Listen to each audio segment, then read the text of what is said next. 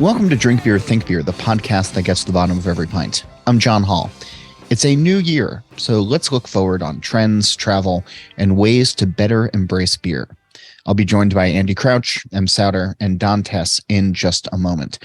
First, please go visit allaboutbeer.com for original articles, reviews, news, insight, and podcasts. You can listen to shows like Beer Travelers, Brewer to Brewer, and the All About Beer podcast by simply searching All About Beer where you listen to shows. This show and all of the work we do is supported by you. You can visit patreon.com/allaboutbeer to help keep the content fresh. And if you'd like to learn more about advertising on this show, as well as our other shows, please email info@allaboutbeer.com. Speaking of that, are you thinking about cutting back on alcohol this January? If so, check out Athletic Brewing Company, America's leading non-alcoholic craft brewer. Athletic makes a wide selection of near beers, including IPAs, Goldens, Darks, light brews, and more. Give dry a try this month with Athletic. New Athletic customers can receive 20% off of their first order of 2 six-packs or more when they visit athleticbrewing.com. And you can use the code AAB20 at checkout by March 31st, 2023. Our thanks to Athletic for sponsoring this episode. So what does this year hold for beer? Likely a lot of uncertainty for the industry, but increased choice for the consumer. For the first show of 2023, I'm glad to be joined by 3 of my colleagues, the hosts of other shows from All About Beer, and folks who are actually just good friends. Andy Crouch is the publisher and my fellow co-owner of All About Beer, and he hosts the monthly Beer Travelers podcast. M. Sauter is the author of Pints and Panels, has written several books which are available where fine products are sold, and she's the co-host of the All About Beer podcast, which airs every 2 weeks. Don Tess is also the co-host of the All About Beer podcast. He is the Don of Beer on Twitter, Instagram, Facebook, and wherever puns are found. Welcome to the 3 of you. Thanks for doing this. Happy New Year. Talk about beer. I'll be happy. Yeah, Happy New Year. you. Yes. Yeah, Happy New Year. So Don, I want to start with you because you had a pretty active year. Anybody who follows you online knows that you keep a running tally of beers tasted in a calendar year and then a total. So what did 2022 wind up as far as tasting? How many beers you tasted and what did that bring you to your total? I didn't prepare for this question. You can go to Don Tapped. I can. So yes, I do have my own app called Don Tapped. I believe I tasted 1,564 new beers in 2022, and that brings me to 26,000. I think it's 142. And it was great. I felt that it was, that's a decent number. It's not anywhere near actually my big year. I've had a couple years over 2,400, but it felt great because, coming out of pandemic, actually got to travel, actually got to visit breweries, and actually got to taste a bunch of beer. So it was awesome. Emma or Andy, do you keep track of the beers that you drink during the year? No. Absolutely not. I can't imagine doing that. I was going to tell Don, I'm sorry he only did 1,200 because I did 18,000 last year, but I don't want to brag. I'm not giving my website out for that information. But knowing Andy the way that I do, I feel like we could just run a report at Notch. And it's 18,000 beers, but they were all Notch standard. That was the only thing I drank all last year. And sort of a joke, but not a joke. No, but not a joke. No. Not a joke. Anybody who follows the All About Beer Instagram, it's like, oh, Andy's back on his bullshit again. He's well, yeah, you know when I contribute, and that's because it's more Notch content.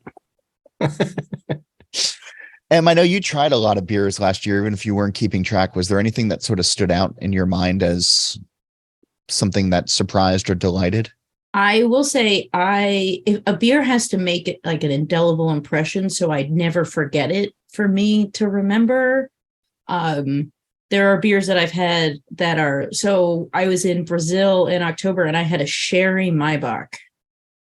Like a sherry cask?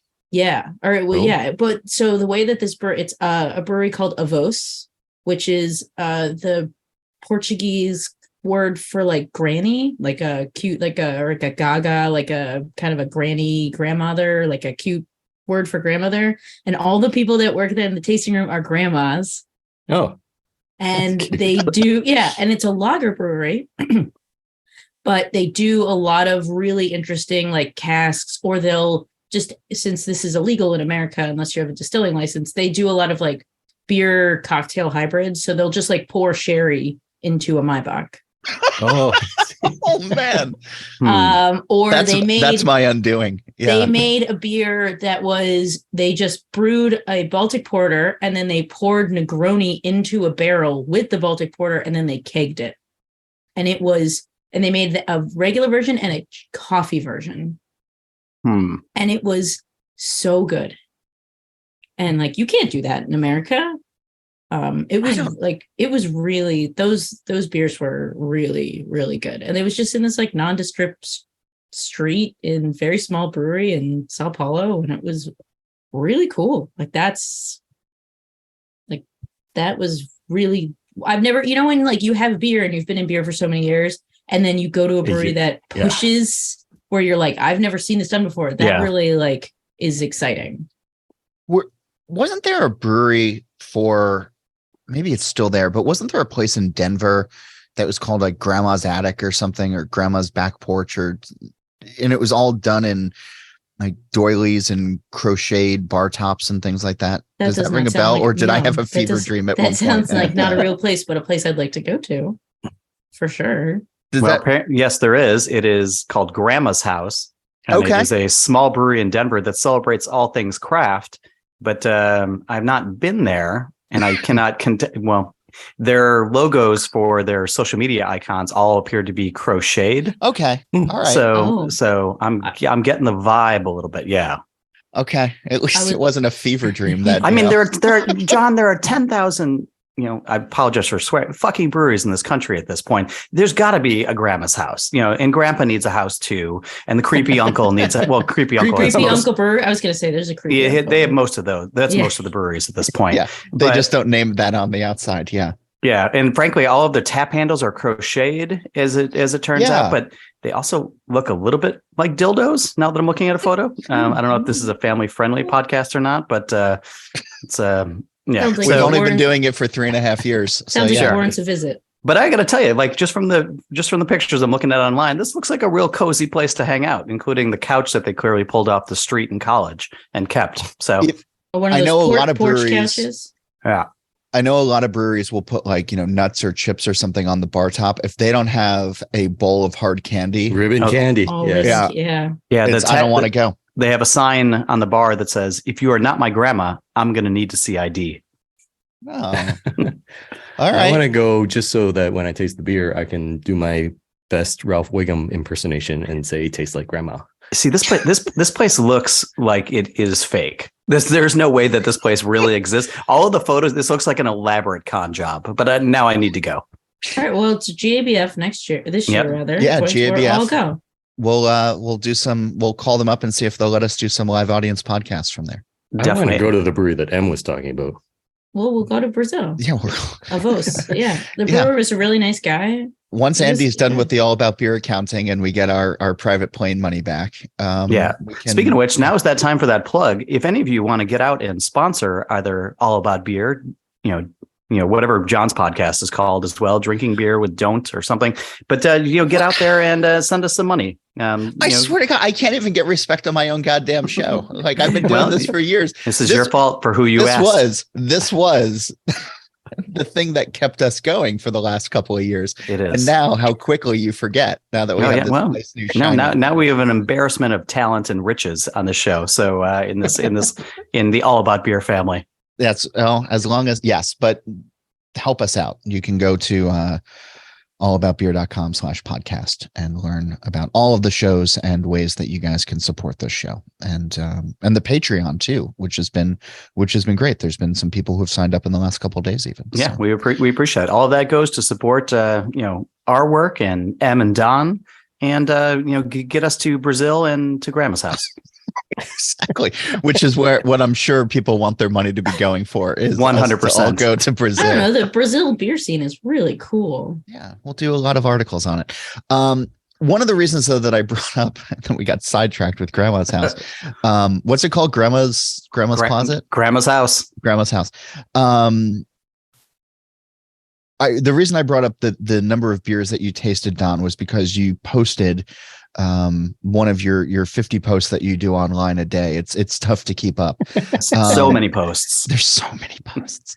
But one of that, it's called TweetDeck. You schedule your posts and then they just go out automatically. That's we need to learn from you. But you after you had mentioned how many you tried in 2022, you I think said that you wanted to try fewer this year and to go back and revisit beers that you enjoyed in the past. Yeah, and maybe not necessarily just beers that I enjoyed in the past, but specifically classic beers. And it's just something that I have neglected doing the last few years. So it's not that I don't want to taste as many beers. I do enjoy tasting. I enjoy tasting new beers, thinking about them, writing notes. I love that whole process. But as I mentioned to Andy on Twitter, I haven't had Westmalle Triple in like probably a decade, and that's a crime. Yeah, it's amazing to get back. And Em and I were both just in Belgium judging the Brussels Beer Challenge after John decided he couldn't go, and so he just he just throws off these asides. So assignments. I just get out there, and we were there, and just getting out there and trying. I love that you seem aggrieved by the fact that I could go to Belgium. So I was like, "Hey, Andy, would you like to go represent All About Beer in forced Belgium?" me to go, and do these things. I guess, but then you get out there, and you're there, and it's sort of refreshing. There are tons of new breweries and new Lambic breweries and all sorts of different things. But really, what you're confronted with almost everywhere you go is basically the same, like 15 or so beers, and you're kind of forced into that where you just sit and drink things like Westmalle Triple or Double or Duvel or things you've had maybe quite a few times, but you just rarely get back and revisit. And I'm with Don. It's just such a fun exercise to get back out there and drink, Sierra Pale Ale or Fat Tire or just any beers that were kind of inspirational in your founding class of beers that kind of got you into craft. I feel I've gotten kind of away from what got me into craft in the first place, and I need to rediscover that.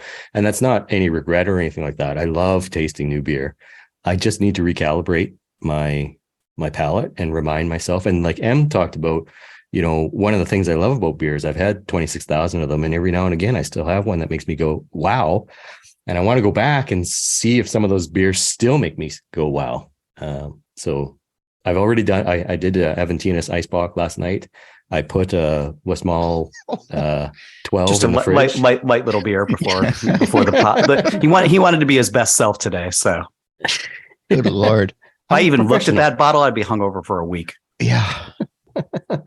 I was thinking though that if brewers I know there's been some real traumatic stuff with all the extreme cold in the northern parts of the US these last couple of weeks, but I do hope that brewers that were able to do icebox took advantage of the weather, because I would love to see more icebox out there. I don't want to necessarily drink them, but I want to see more of them out there. I'll drink them. That really captures my essence. I don't want to drink them, but I do want to see them. Well, you need a distilling license to do icebox in America. That's why you don't see them, because it's a distilled product. Yeah. I think there's a workaround though. Is there? Because that's why I thought you didn't see them, is because you needed to distill it. So like the brewery in Michigan has a distilling license. What's the one that does the raspberry icebox? Oh yeah. Yeah. Kuhnhain. Yeah. Yeah. And then like Two Roads in Connecticut has a distilling license, so they can make an icebox. But I thought you had to have a distilling license. But maybe I'm wrong. Maybe there is a workaround. And you're out there on the forefront of education with beer and finding fun ways to introduce people to various concepts and to get them thinking about beer in different ways.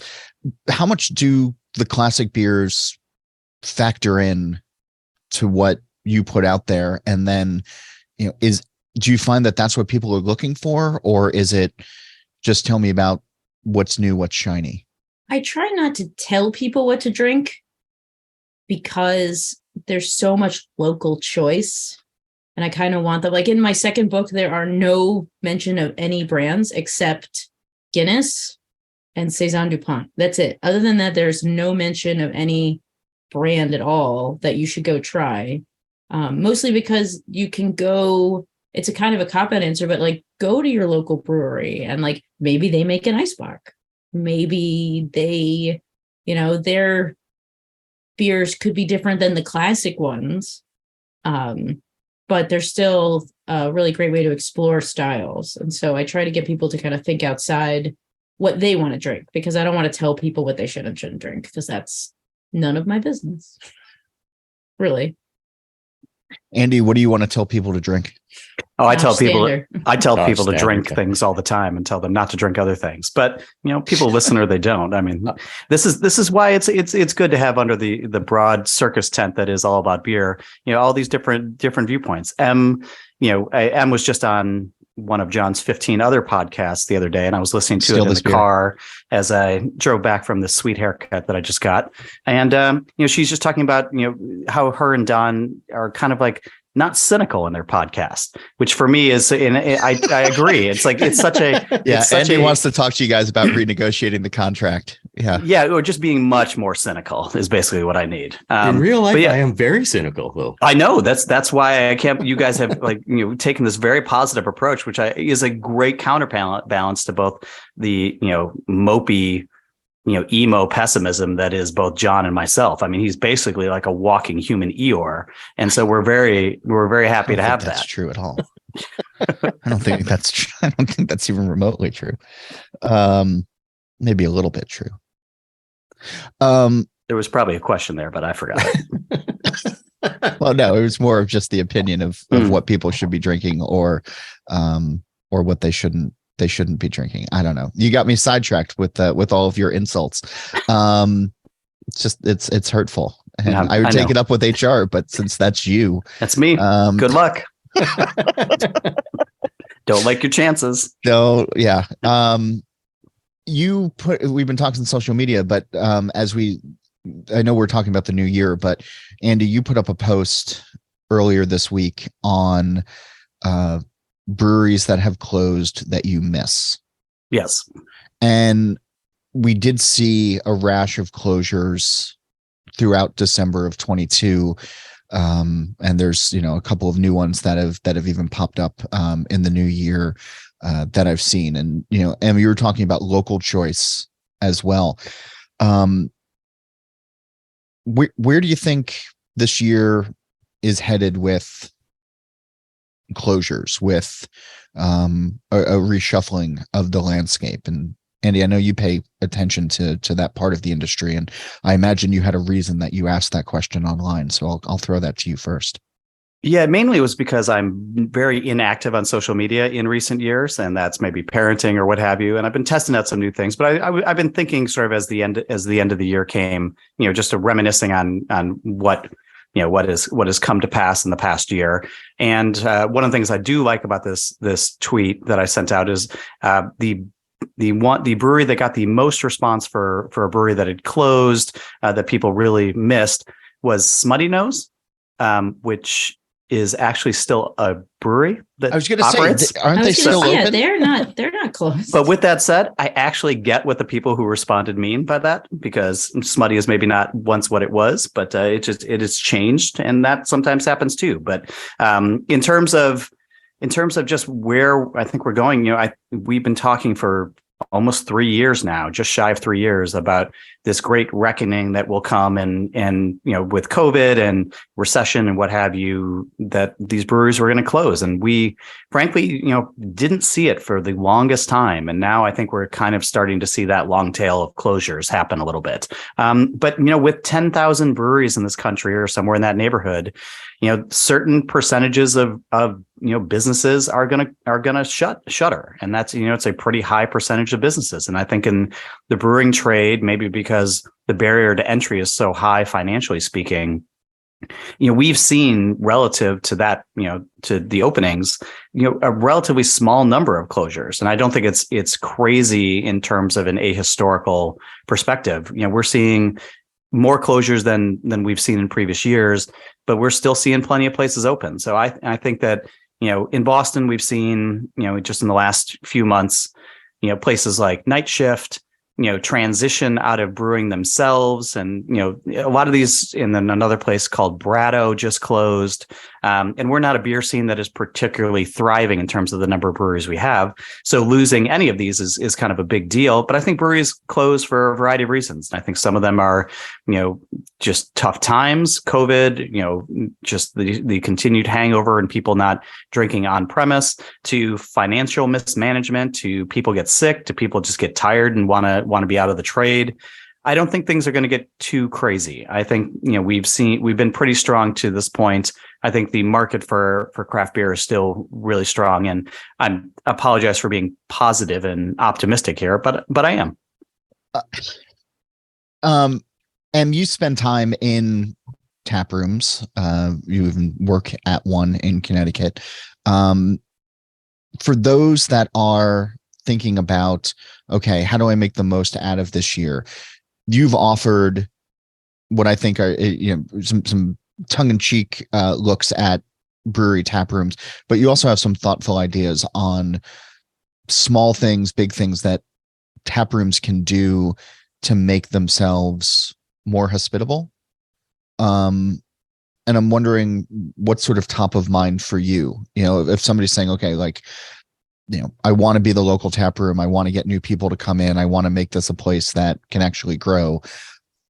What are some of the aesthetics that you've seen that work? Well, I mean, to go back on what Andy was saying, a lot of things also have gotten really expensive. So like I work at Fox Farm in Connecticut, and our raw materials, our boxes, cans, CO2, everything's gone, like a single box to put beer in was like 20 cents. Now it's like 60 cents, so like everything, overhead pricing is really expensive. And then if it's not translating to when people, show up or sales, Fox Farm is in fine position, given the high quality of the beer and the small cost of the operation, but still it's, those things can also contribute. But to go back to your question, I really like how a tasting room is kind of the equivalent of a British pub in America. There's a lot of activity that goes around it. It's a really easy place to throw a birthday party or get together with friends. Usually the spaces are really inviting for everybody. And that's what I really like about a tasting room. There was the tasting room near my house was having a Ukrainian folk singer to raise money for the war effort a couple weeks ago. There's live music, there's classes, there's so much stuff that, if you're not into that, you can go to a different tasting room or do this, or there's food truck options. So there's, hey, the taco truck I really like is there. Or, it's really, it's kind of a do-it-yourself thing. And once you find a tasting room that you really like the one that my husband and I go to is New Park in West Hartford, because their pizza is excellent. And so we'll go and we'll share a pizza and we'll have a beer, and it's just a really nice place to hang out. They have good seating.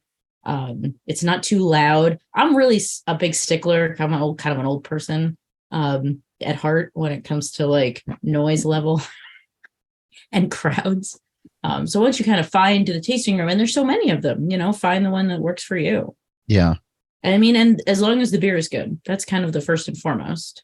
I don't think you'd get any argument from any of the three of us on anything that you just said. I think Andy will argue. I will. Andy likes, because he will, just for no Ukrainian folk singer. No, I would be all about that. One of the things, the only place I ever go, as everybody knows, is Notch Brewing here in Brighton. And the one negative thing I will say about them, despite the fact that Chris himself is Chris Loring, who owns the place and is the head brewer, is a musician, long musical history. Music influences almost everything they do there. I did go there on a Friday night at some point. Maybe that was my fault. Where they had basically like a thrash metal band playing indoors. And that is I'm with them. That sort of ruined the experience for me. Though the other 300 people there seem to be having a fantastic time as I will put on my headphones and listen to something else and drank my lager. I also don't particularly like live music at all. Oh, to be honest, I know, but I know people really like it, and I like that it's an option.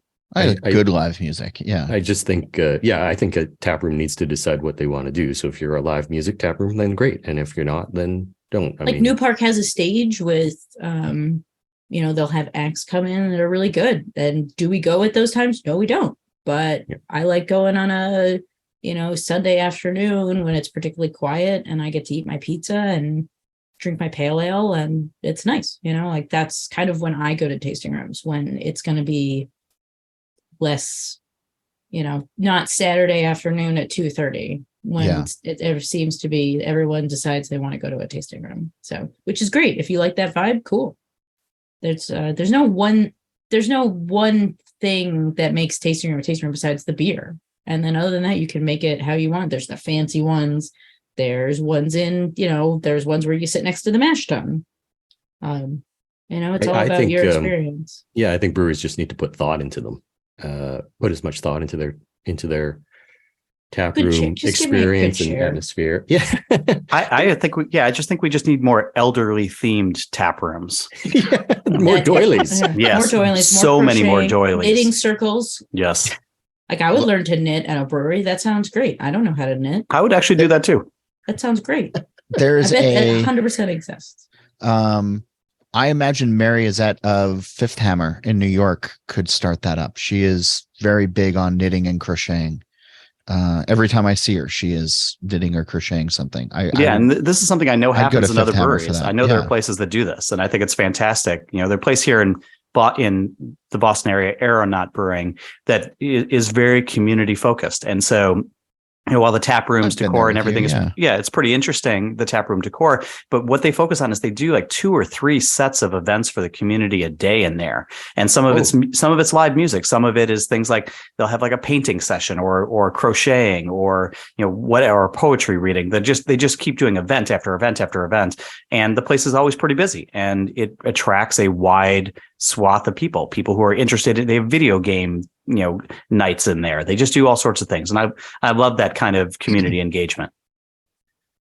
And then some days like thrash metal. What do we do at Fox Farm? What do we do? Nothing. Come in, drink your beer. Like, we don't do events. We don't do live music. We don't have a food truck.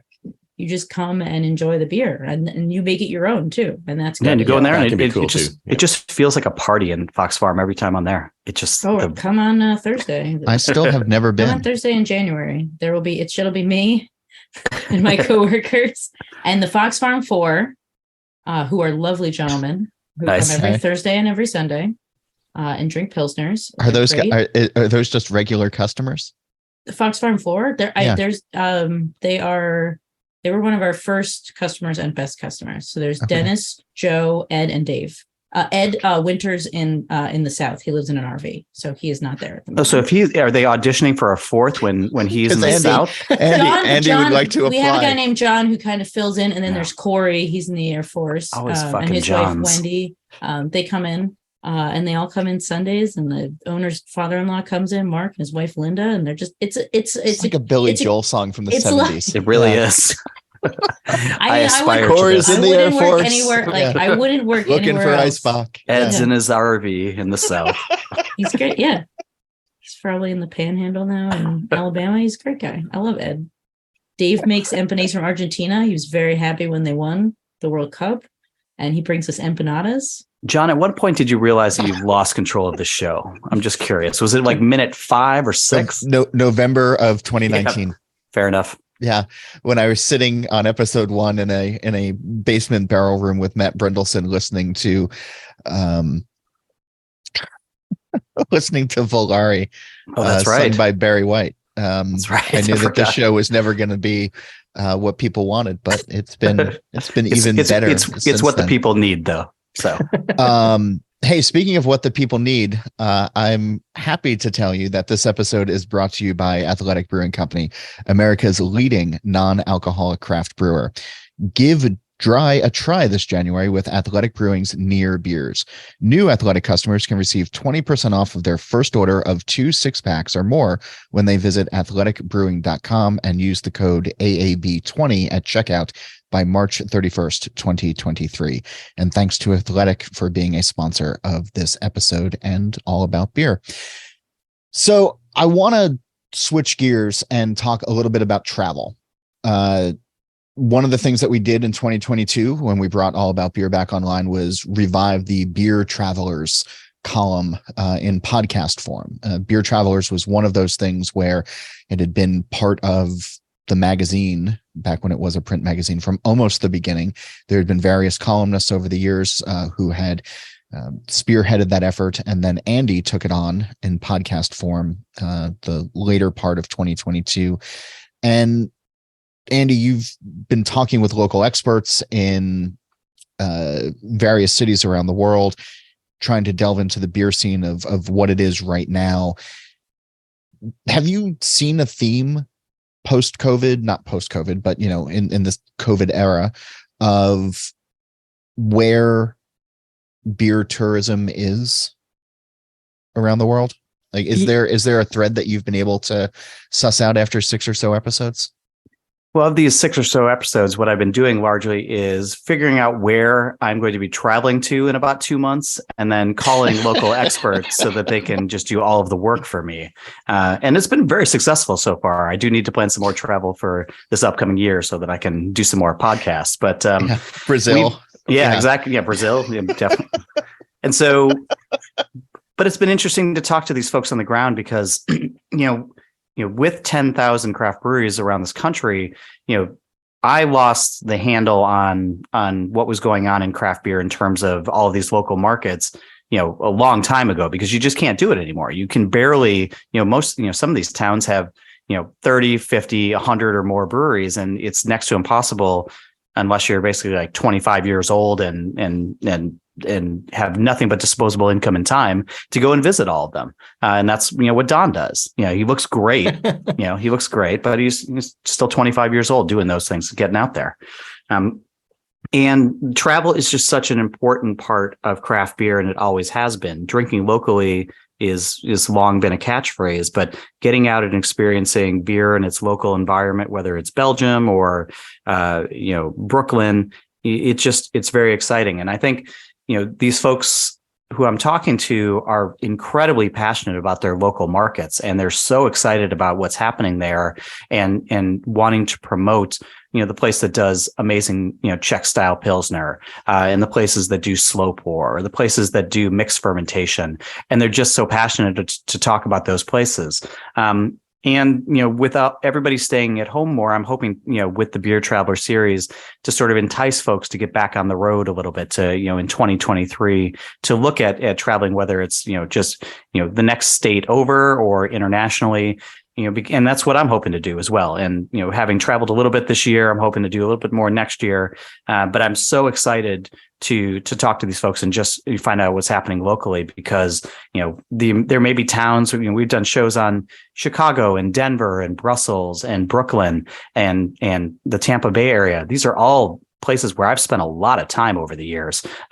Chicago is where I grew up. And when I'm talking to folks and they're telling me about the best places, 90% of the time, I've never heard of the places they're talking about, let alone having been there. And so it's just exciting. You can almost never get bored in craft beer because there's just always something new, even if it's, places doing, classic old styles. Don, you were traveling a lot last year, and I imagine you have some on your docket for this year. What are you looking for when you travel? Like kind of what Andy was saying. I like going to breweries and tap rooms and all that. But what I really like about beer travel is, and it's been said many times that beer is a social beverage. And so what I find is when you go to a tap room and you just start talking to the people, the locals that are there, you learn about the local non-beer things. Museums to go to or interesting architecture or whatever. And so that's what I like about beer travel, is not just the beer, but everything associated with it. And I think that's something unique to beer though. Like, if you go to if you're traveling and you go to a restaurant, you're not typically going to strike up a conversation with, the next table who will tell you to this art gallery you need to visit or whatever. So I think that's something really cool about craft beer is that I could write a book of the interesting people I've met and the stories you should. Yeah. As all three of us, the other of us have written books, we would all tell you to absolutely write a book. It's super 100%. easy. It's a lot of fun. So much money. Oh my gosh, it's like a river of just cash. They just back that cash up. Yeah.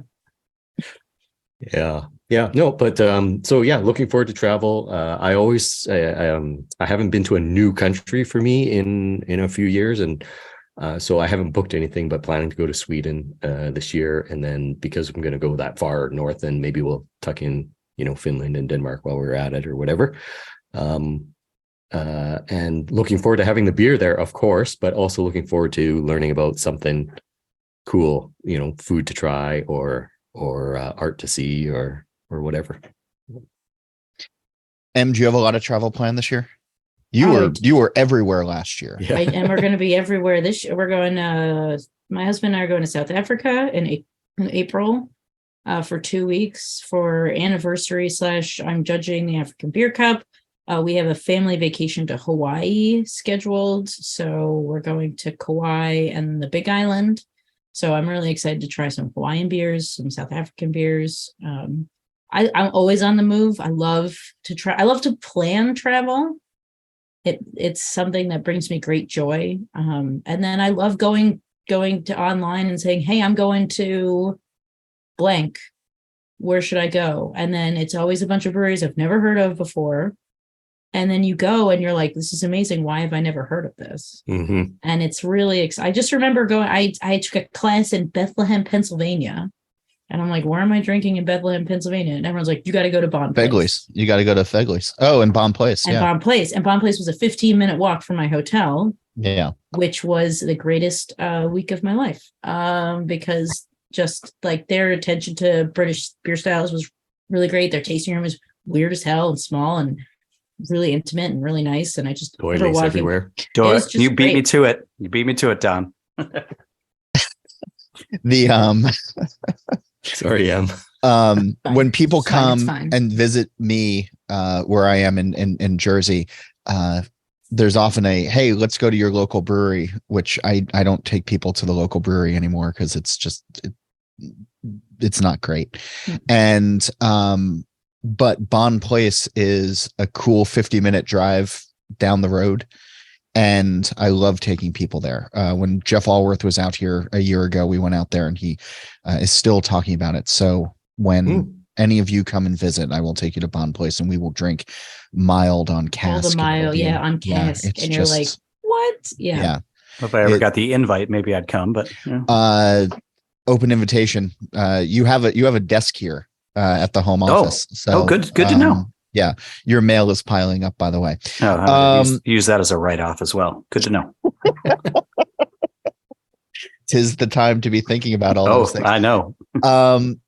So a reminder that the Beer Traveler podcast, as well as the All About Beer podcast, are on the same channel through All About Beer. So it's allaboutbeer.com/podcast. And then just search All About Beer wherever you get your podcasts. And you can listen to Em and Don and Andy on their various shows, as well as the Brewer to Brewer podcast, which is a lot of fun. And we've been getting some great feedback on that show. And since there's not a permanent host, we didn't invite a brewer on to do that. Andy was making fun of me for being on a lot of podcasts, which is true. And this week on Steal This Beer, I think, you were on, and we were talking about annoying things that beer podcasts do. Oh, yeah. And chief among them, aside from burping in microphones, which it's all in our contracts that we don't do. You were saying that it's always people opening up beers for the show of it. And then you made an accusation that most people are not opening up beers, but instead are opening up seltzers. Yes, I stand by that. She said sodas. Soda, because the higher level of carbonation. Yes. You can hear the difference. Are you going to test me? I am. I can't wait. I can't wait. This is going to be riveting audio, but I can't wait. I've been practicing. So my husband will be in the other room and he loves Polar Seltzer, and I'll hear the can open and I go, that's a seltzer. And I'm right. And then I go, and then he'll open a beer because it's a lower noise. And I'll go, oh, he opened a beer. And I'm right. I've never been wrong when he's okay. Here we go. All right. So that's all right. You ready? Pressure. I'm ready. All right. So I'm gonna put my microphone down just a little bit towards it. All right. So this is beverage number 1.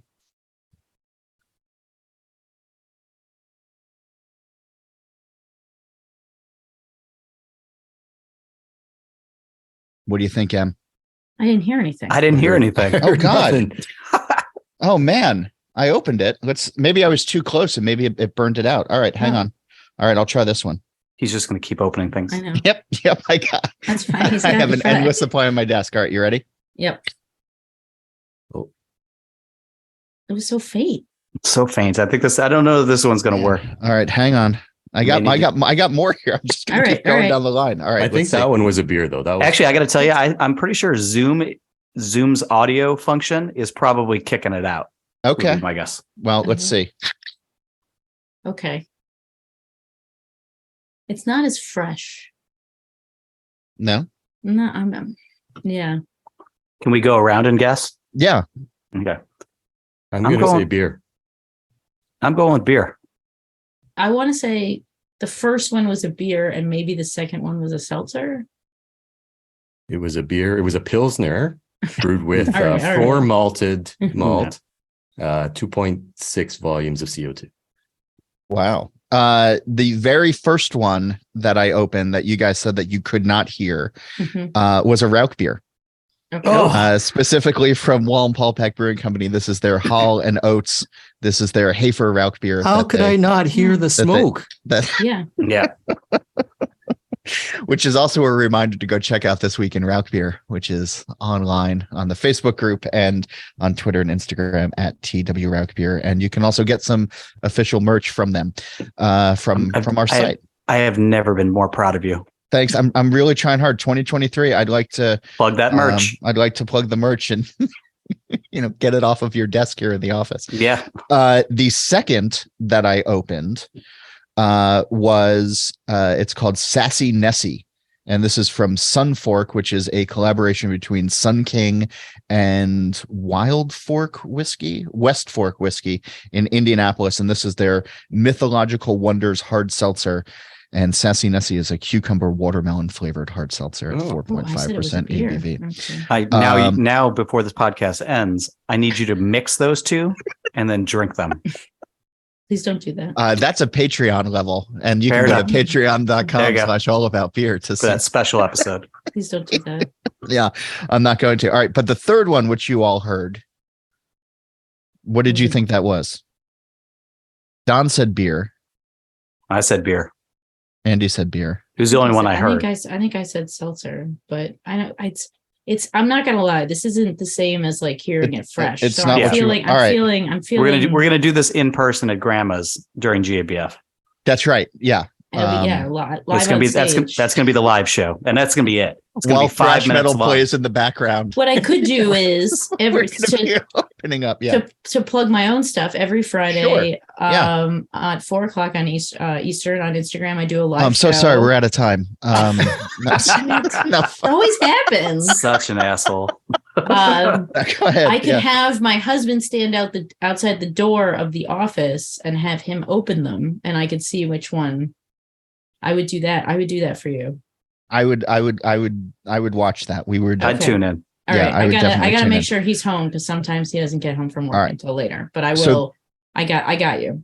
The third one that I opened, M was closest. It was Truly Citrus Squeeze. This is hard seltzer from the Boston Beer Company. Okay. All right, and I got one more, so I'm going to try this one. I'm going to hold it back a little bit. Use malted malt. I got one more. Did that go through? No, it was very. It was like it's yeah. Yeah. All right. Was that a bottle? It sounded like maybe you were. No, it was not. It was not a bottle. This is safety glasses from Industrial Arts. This is their near beer. They're NA.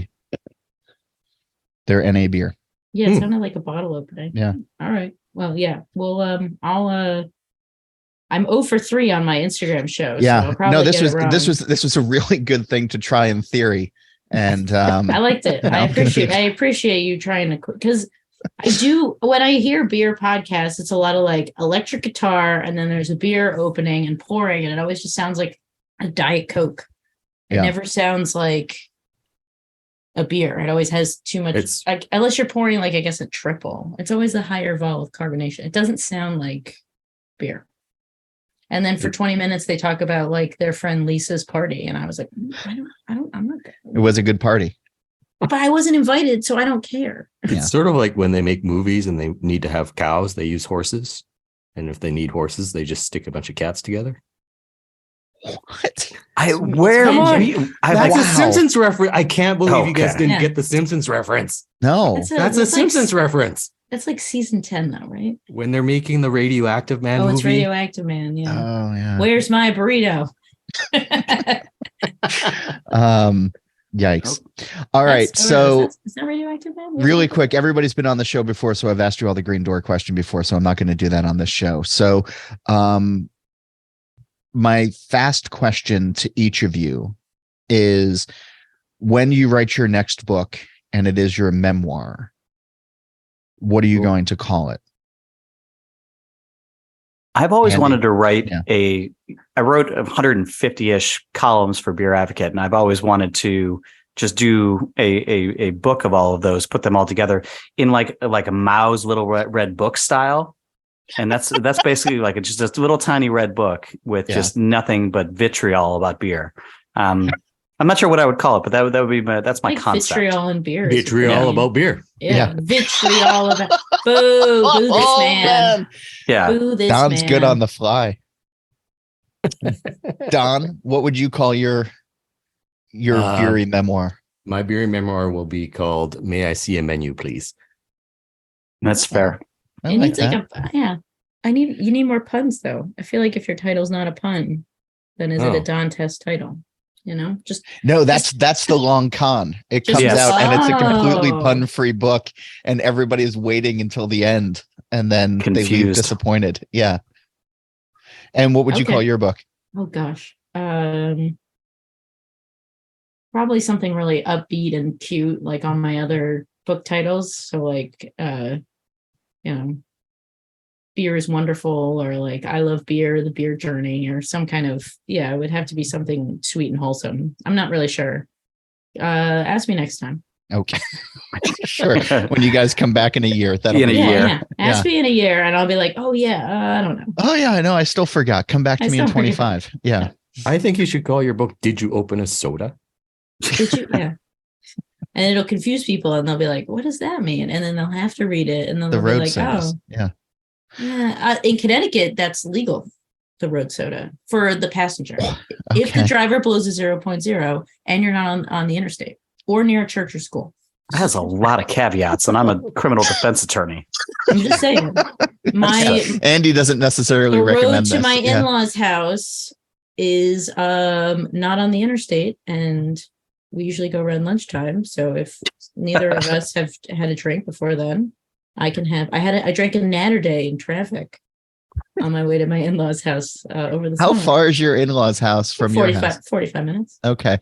So you need that drink during that 45 minutes. I like my in-laws. No, I like my in-laws. You just like to show up with a healthy buzz. It's one natter day. That's like 4%. I just like the idea that you can do it. Hey, everybody. M's here. What's up? Yeah. Hey, everybody. They used to have an above ground pool, but it collapsed on itself. So there's no pool anymore. No, it's in-ground pool. I'm looking forward to how John actually writes the oh God, Don, that was terrible. I can't wait till John writes the intro for this whole thing and just basically talks about in-ground pools, pools collapsing. 4. Yeah. Did you hear about Lisa's party? Yeah. Yeah, Lisa's party. Seltzer soda. The ultimate challenge. Well, speaking of that, I'm going to need to write the intro copy to this while things are fresh and while I still have seltzers and Rauk beer and NA on my desk. It's going to be sponsored by Midday Regret, which is also the name of my memoirs. Hey, a reminder to everybody, go to your favorite podcast platform, wherever you download this particular show, this Drink Beer, Think Beer show, and search for All About Beer. And you can get the feed for the Beer Travelers podcast, for the All About Beer podcast, and for the Brewer to Brewer podcast. And this is, last year was a lot of fun working with the three of you on all of this. And thanks for putting up with me and for putting out great content. So I'm looking forward to everything that we're going to do this year. And I hope folks come along and help us out. You can do that by going to patreon.com/allaboutbeer or by emailing us at info@allaboutbeer.com if you want to know more about sponsorships and to get your message out to eager listeners and engaged listeners, exciting listeners. It's been fun. I know you guys, Em and Don, have gotten feedback on your show. We've gotten a lot of feedback on the Brewer to Brewer show. Andy, I'm not sure if anybody's listening to your show or not, but it's all negative. People hate it. I'm told it's really informative. And I resolved to listen to at least one episode this year. Just one by the end of the year. Don't overexert yourself. It's only going to be if you do a Jersey episode and I guessed. That's how. Oh, that's an interesting concept. Yeah. Is there really enough in Jersey to do? I feel like that episode would be about 6 minutes long. Not where I live, but no, you'd be like, no, my local brewery is terrible. So, which is great because actually I ask that question every episode, and it's one that tends to divide the guests because I ask, what local place is not getting it done? What local place needs to improve? And 95 times out of 100, or in this case, 5 out of 6, the people absolutely are aghast and refuse to answer it. It was only the Chicago episode when I had Nick and Shalonda White, and they were like, "Let me tell you about the terrible places in Chicago," and they just went off. And those are my people. I was never happier. It's the only way that we can all get better is by listening to healthy criticism. So, hey, I think for our travel show, I think it's helpful. I think it's helpful to know where to go and places that maybe you need to avoid. Yeah. No, I wholeheartedly agree. Hey, thanks to you three for doing this. And Don, Andy, and I'll talk to you next year. Yeah, thank you for being the ringleader. Thanks for, as much as we joke, we absolutely adore John, and we thank you for all you do, and on whatever this podcast is called. Thanks for having us. Thanks for herding cats, John. The worst. Thanks, John. All right. Before we go, another reminder to go visit allaboutbeer.com. There you can check out the podcast page, the merch page, and you can read great new content as well as the archives going back to 1979. Beer has changed a lot since then. Where do you think it's headed? Let me know by emailing John Hall. It's JOHNHOLL at allaboutbeer.com, or you can tell me on Twitter at John_Hall. You can also follow All About Beer on social media at All About Beer. And if you're interested in supporting journalism in the beer space, you can email us at info@allaboutbeer.com or go to patreon.com/allaboutbeer. Today's episode was sponsored by Athletic Brewing Company, America's leading non-alcoholic craft brewer. Now you can drink great tasting brews all month long without feeling hungover. Whether you're giving dry a try for a few days or the whole month of January, Athletic Brewing's near beers have you covered. New Athletic customers can receive 20% off of their first order of 2 6-packs or more when they visit athleticbrewing.com and use the code AAB20 at checkout by March 31st, 2023. Again, you can learn about advertising by emailing us at info@allaboutbeer.com. Don't forget, and it's kind of hard to after this episode, All About Beer has a podcast channel now. Search and subscribe on your podcast platform of choice. Don't forget, Steal This Beer has new episodes every Monday, and the BYO Nano podcast comes out on the 15th of every month.